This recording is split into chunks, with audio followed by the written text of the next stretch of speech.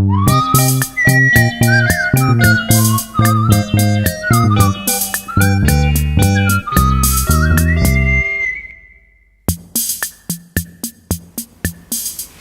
nothing wrong with chemicals as such, it's how you use them. So if there's a chemical that acts like a hormone and causes infertility, should you put it in receipts? This episode is about bisphenol A and bisphenols, what they are, what they do, and how to deal with them.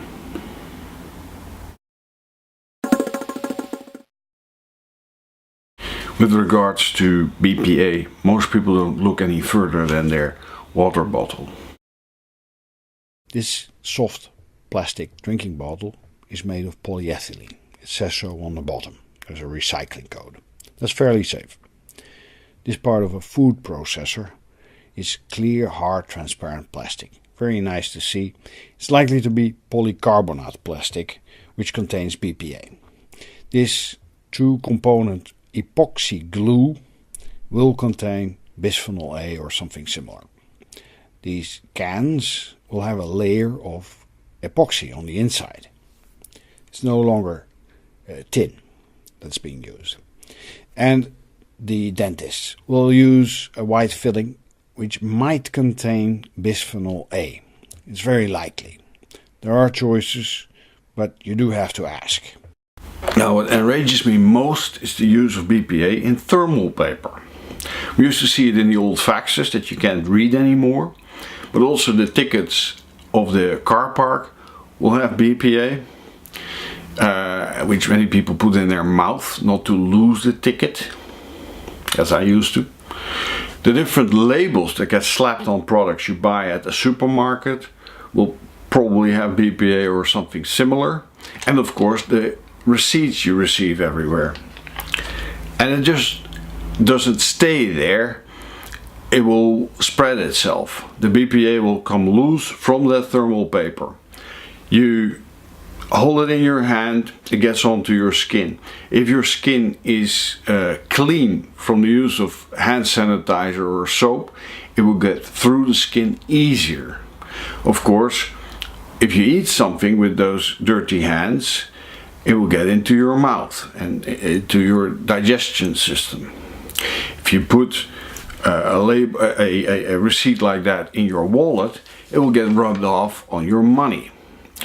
Otherwise, if you put the receipt in your pocket, it's moist, you have fibers rubbing across each other, then it gets spread all over your skin that way.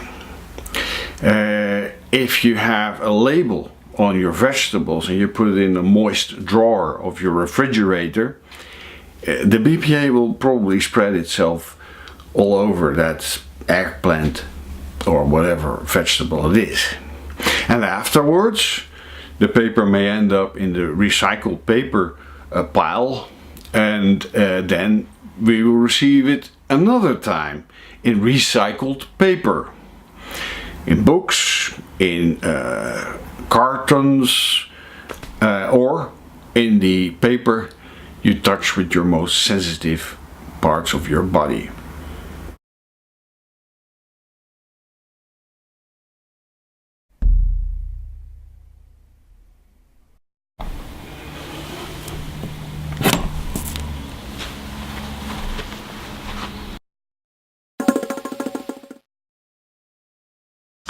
In toxicology, Bisphenol A is ranked as a endocrine disruptor. And that's a class of substances that disturb all sorts of processes throughout our body. They're truly the sand in the cogwork of our bodily machinery, leading to diseases, with cancer being just one of them. In that sense, they're in the same league as glyphosate, DDT, DES, and mercury. The thing is also, they are probably more dangerous in low concentrations. Why? Well, in a high concentration, a cell would simply die. In a low concentration, it wouldn't, and it will start to misbehave, leading to chronic inflammation, all sorts of trouble. to make matters still worse, we're subjected to multiple endocrine disruptors that all amplify one another. But none of that is being tested for safety levels. What's only looked at is toxicity from high doses.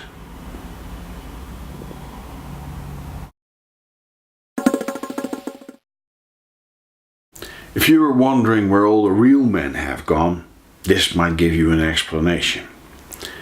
Endocrine disruptors like Bisphenol A mimic the female hormone estrogen. So this can literally give you tits, boobs, and once you have them, BPA may even give you breast cancer, because it does that too. Imagine that. And the reproductive organs can also be affected. Young boys with a prostate that is underdeveloped, with testicles that are nowhere to be found, or with a micropenis. And for young girls, it may happen that the entry and exit holes are too close together, the distance between the anus and the vagina. And that's not all. Beside cancer, BPA may also increase your chance of obesity, diabetes type 2, high blood pressure, heart problems, immunity issues, behavioral problems, and autism. BPA is really a nasty compound.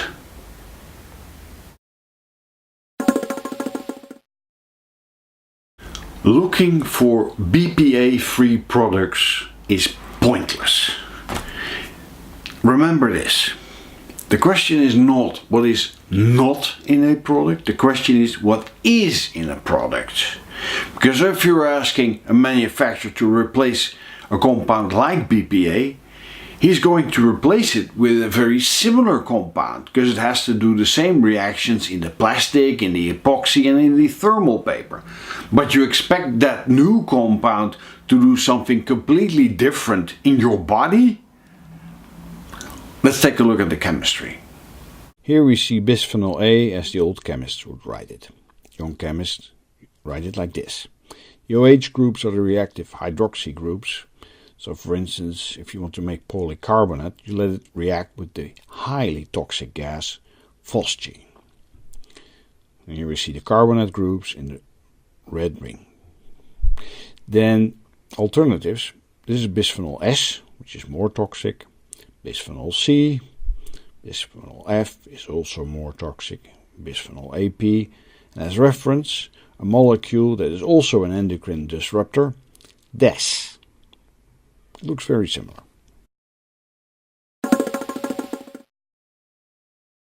Reducing exposure.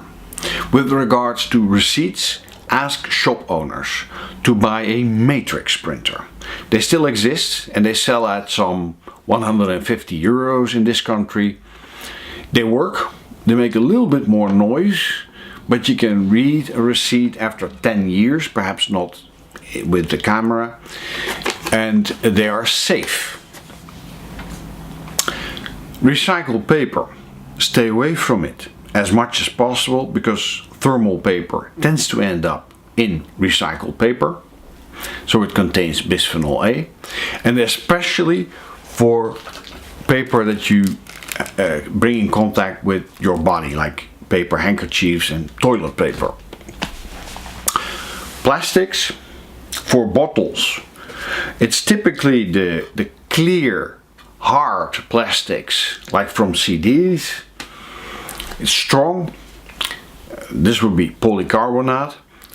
Those are the plastics that are releasing endocrine disruptors like bisphenols, BPA.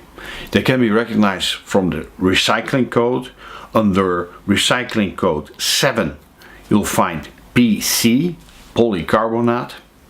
And you can just as well buy bottles in polyethylene, polypropylene, or even more safe, glass, ceramics, and stainless steel. Stay away from cans as much as possible. Buy your vegetables in a jar and your beer in a bottle. Dentists, you do have to keep a close eye on what they are doing, what they are putting in your body. It's nice if they replace the mercury fillings with some white filling, but still in the white fillings they have a choice. Make sure that you see what they are using, what they are putting in your teeth, because it can be a bisphenolic resin, but it doesn't have to be. Then cashiers, people who work at shops, they touch receipts all day long. These people are sometimes women, and women do get pregnant, and it's not very healthy for the baby. Government doesn't do much, then let the union step in.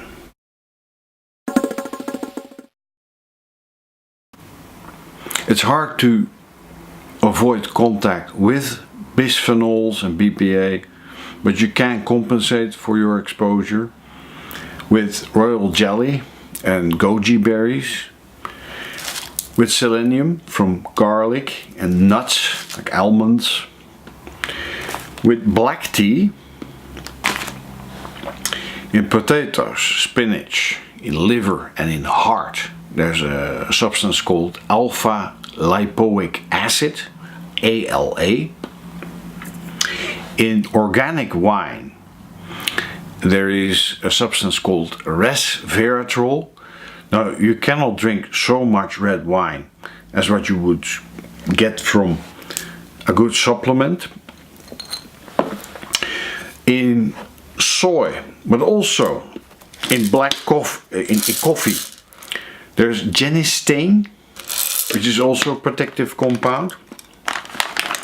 The yellow root called turmeric, curcuma, is also protective.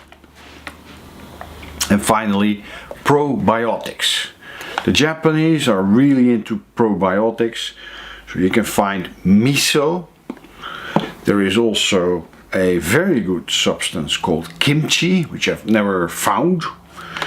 The very easy way out is, of course, sauerkraut. Eat it raw, because otherwise you will kill the living bacteria, because this also contains living bacteria. And there's kefir, and there's water kefir. Those are some of the substances that will protect you from the effects of bisphenols.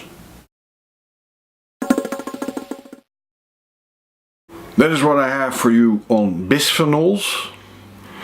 If you want to know more about it, there will be some click blocks further down, and below I will put some links for you to read some more. Don't just believe anything I say. Do investigate for yourself. Personal responsibility.